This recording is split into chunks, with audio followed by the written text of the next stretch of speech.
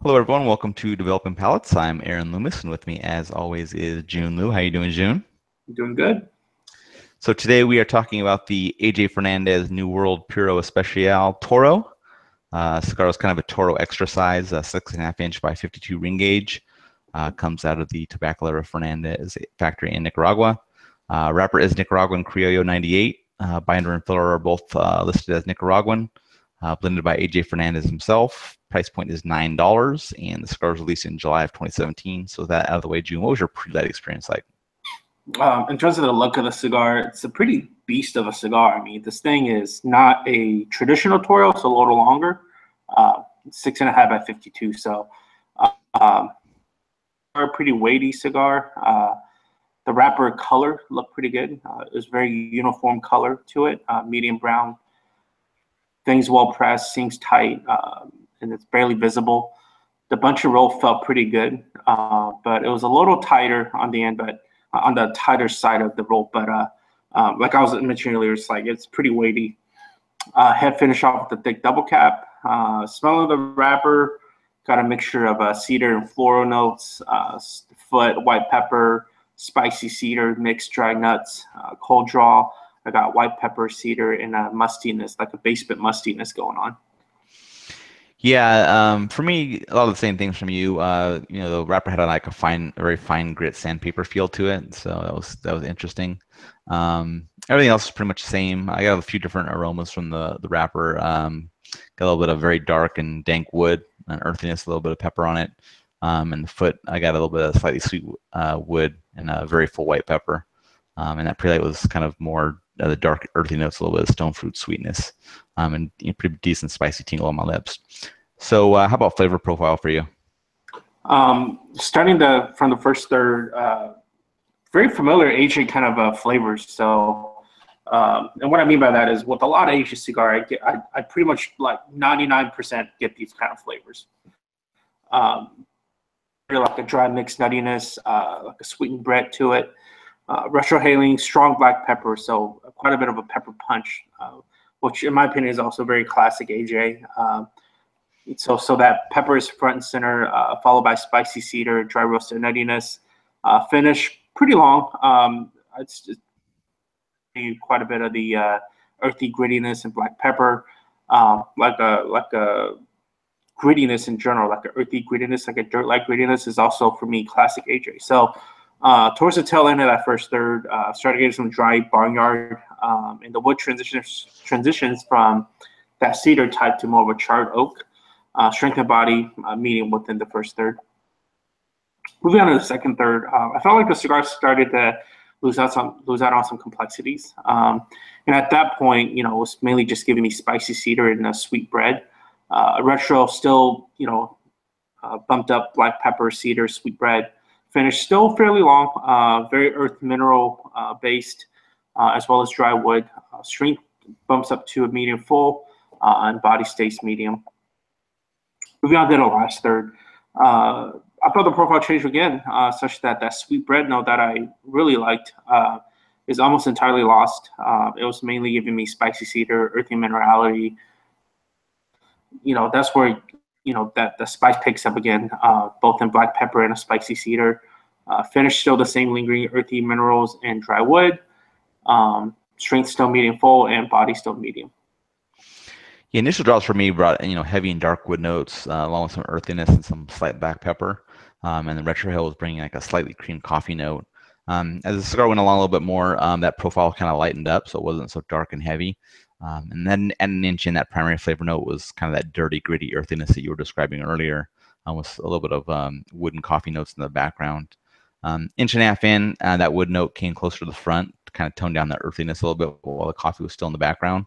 And that retrohale was kind of transitioning to a creamy wood point. Strength in the first third was medium full, kind of right off the bat for me, so a little bit quicker than you kind of recognized it. Second third, nice mix of earth and woodiness. Coffee had left the profile. Retrohale's a distinct oak note at that point. Inch in, that gritty dirt note kind of returns while the wood was still up front as well. And then an inch and a half in, a little bit of coffee returned to the profile of the earthiness in the wood. And the retrohale gained a little bit of earthiness to go along with that oak. And the strength was remaining at the medium full mark. And then getting in the final third, a little bit of bitterness kind of became present with that mix of earthiness and wood. A little bit further in, that bitterness kind of subsided a little bit, and a little bit of a chocolate note kind of appeared with the wood and earth notes. An inch in, that cigar began to heat up, kind of amplified the bitterness a little bit. The chocolate note had gone away, but the chocolate did kind of transition over to the retrohale, which was nice. And that's kind of how the cigar finished out, and the strength level kind of remained medium full, so it was medium full all the way through for me. So in regard to performance for burn and draw, what was your experience like? It was great. Actually, it was perfect. So burn was perfect. Slow, cool burning, super steady, rock steady ashes. You know, it was nothing fell on my lap, no relights, no touch-ups. So really great. In terms of the draw, also perfect. I thought it just had right amount of the resistance for me, and struck that perfect balance between airflow and resistance. Yeah, I didn't have anything to complain about in regards to the construction. So burn line was razor sharp the entire way. Ashes holding about 1.25 inches. In regards to the draw, it was just perfect. Had exact amount of resistance that I like. So there was nothing in the way of construction to complain about. So overall, what were your thoughts? I thought it was average offering. You know, but now with every AJ cigar that we've been reviewing, I probably sound like a looping alarm clock, but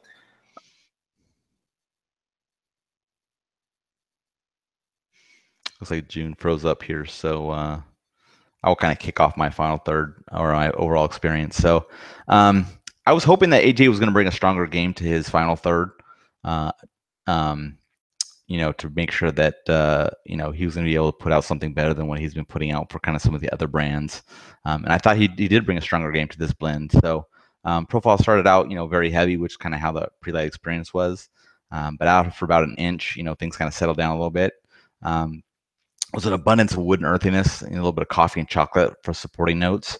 In typical AJ fashion, construction was perfect. So kind of AJ Fernandez trademark. So no different here. Strength was a bit up there. I mean, medium full the entire way. So fans of AJ's stronger lens will probably be right at home here. And to me, this would be more like an evening or an after dinner type cigar.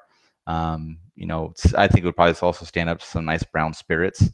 I could definitely see myself smoking more of these, and it'd be kind of easy for me to, recommend this to others. So, getting into the scores, I gave it a 6.82, and Jiunn gave it a 6.10. And so he's not here to be able to confirm that, but to me, this is one of the better cigars that AJ has put out in a while. Definitely better than the ones he's been putting out for General and Altadis.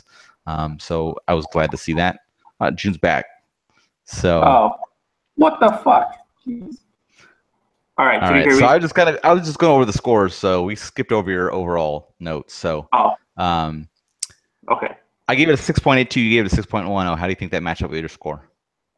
I mean, overall average taste profile, really good construction, typical AJ, right? Like, I always expect amazing construction and mediocre profile for me. Yeah, what I was saying is, I said this is the best cigar he's put out in I'd say probably the last couple years for me. Definitely better than anything he's put out for General and Altadis, which I'm glad. That's what I was hoping for. I was hoping for he was going to put out something better than he was putting out for others, which for me he did that here. So I rated the first and second, third good, and I rated the cigar overall good. So it was typically I've been the one that's kind of just pounding the drum of like, this is the same cigar, over and over again. But this is actually, to me, a little bit better. I'm not saying it's like, blowing my mind, but it's definitely above those other cigars. So, but it sounds like you don't feel that same way. No, I mean, I want him to, with all this tobacco he's buying, I want him to do something different. Yeah, so. I can understand that. No. I mean, there's other cigars coming out of his factory, that come out that have different flavor profiles. So it just doesn't seem to be what he wants to blend. Yeah, and hey, I get it, man. Like, he's one of the top selling cigar manufacturers out there. So why fix a wheel that's nice and round and got great tires on it? Yep, exactly. Any other final thoughts? No. All right. Well, thank you for watching. If you're just catching this video on YouTube, be sure to subscribe to us, but also check out the full written review on the website, developingpalates.com. Follow us on all the social media sites, Facebook, Instagram, Twitter, Google+, and you can also catch all our review recaps on podcasts, so iTunes, Google Play, and Podbean. Thank you for tuning in, and we will catch you on the next one.